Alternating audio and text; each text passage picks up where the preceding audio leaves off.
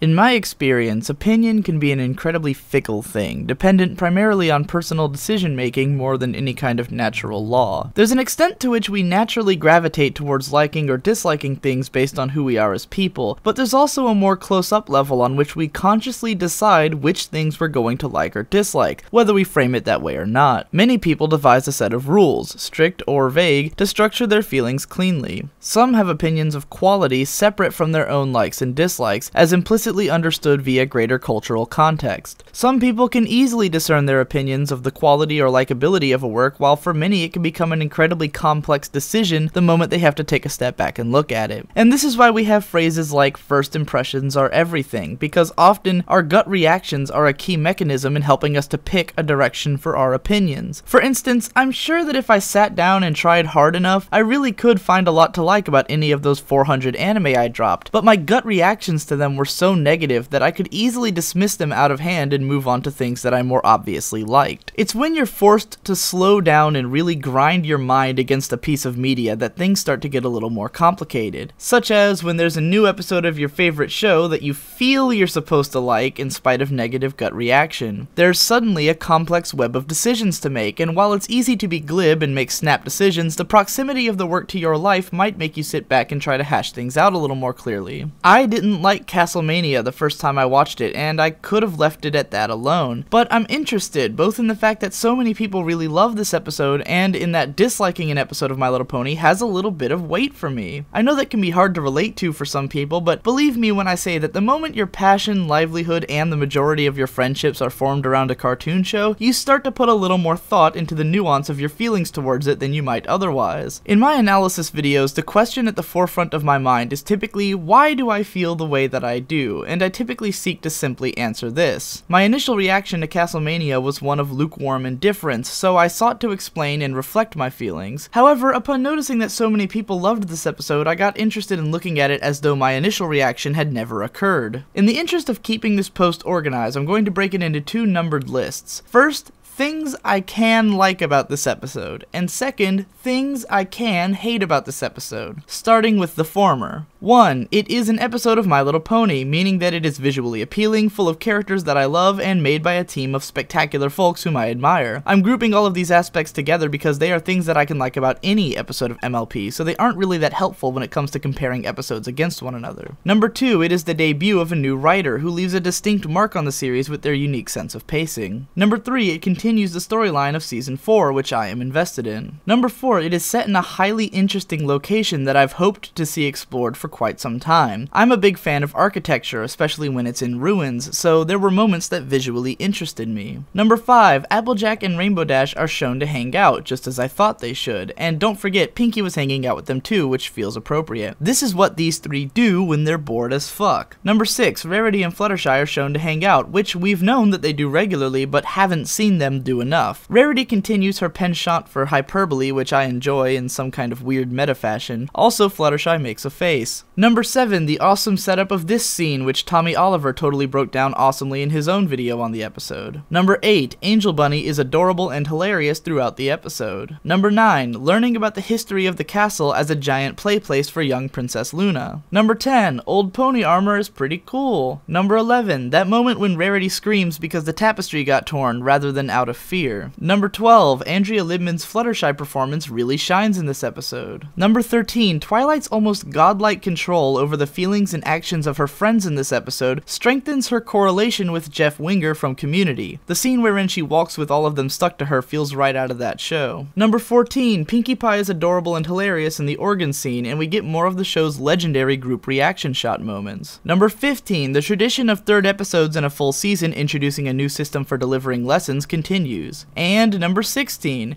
possible hints of a full season villain. Now, let's list the things that I can hate about this episode. Number 1, why the fuck is the Everfree Forest suddenly a peaceful place that ponies can just walk through in small groups? Even without evil vines growing everywhere, the forest is home to crocodiles, manticores, cockatrices. Yes, the inconsistency of this forest's danger has been a series-long issue, but considering that the previous episode not only featured the forest being incredibly dangerous, but had a lesson basically about not splitting up, it seems daft that all of these ponies would wander into the forest in small groups without at least asking the others if they'd like to come along. I get Rainbow Dash and Applejack going, but seeing Rarishai and Twispike go in alone just bothers the hell out of me. Number 2, the bees look terrible. Number 3, Rarity's reason for dragging Fluttershy out to the castle is contrived as fuck. Where did she hear these rumors about ancient tapestries? The last group to have ventured to this castle had Rarity fucking in it. Did she not notice the tapestries before? And if she did, why is she just now coming back? Would she really do this with a team of just Fluttershy? There's a level of acceptable contrivance in a show like this for getting all the characters in one place, but this just seems like such a stupid and hackneyed reason for them to happen to be at the castle on the same day as everyone else. Number 4, Spike spends the entire episode scared out of his mind, and Twilight never notices or acknowledges it, and just seems to brush it aside as inconsequential. Isn't she completely missing the lesson of her own previous episode, Lesson 0, which was all about not dismissing the worries of your friends just because those worries seem silly to you? Number 5, the dialogue is cyclical and repetitive as fuck.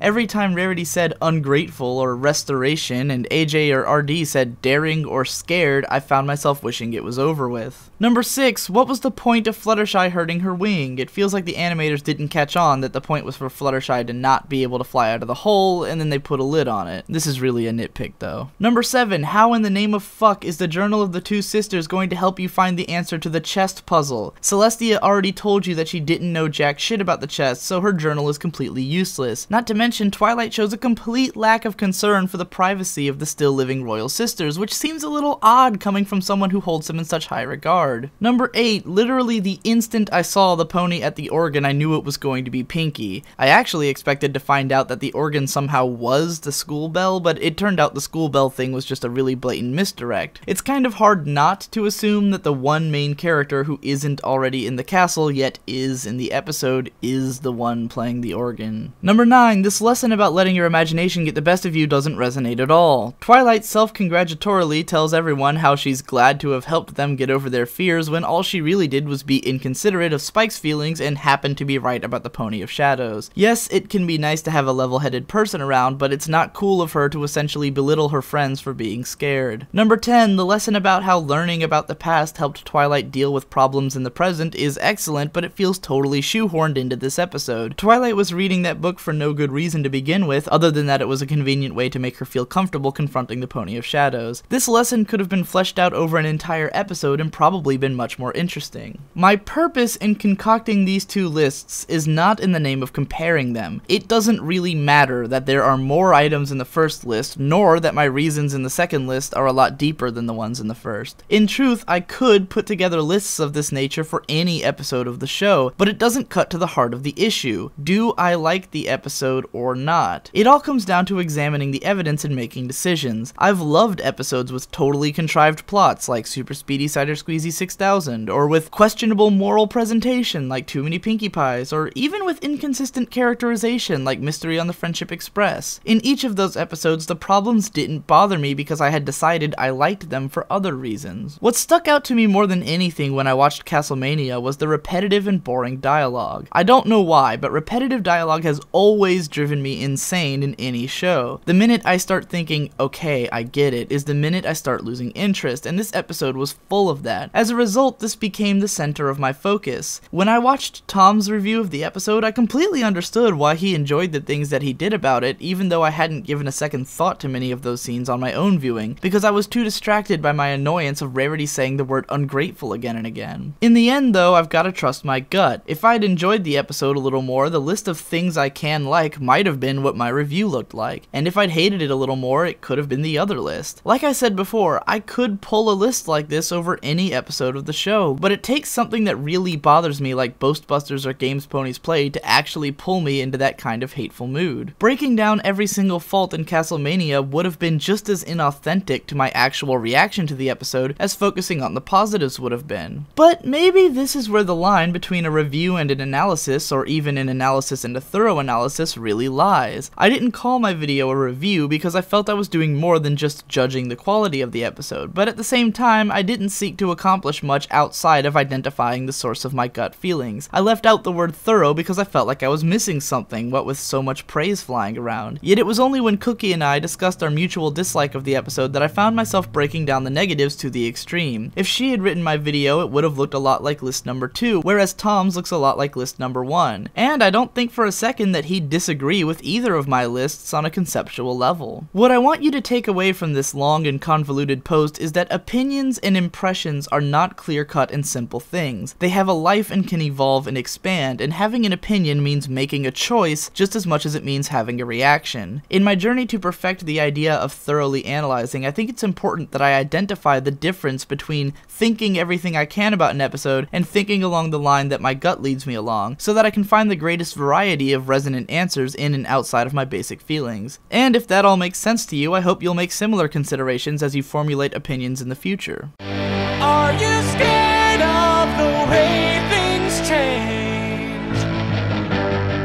when they're in a different view? Will you still be there when I'm through?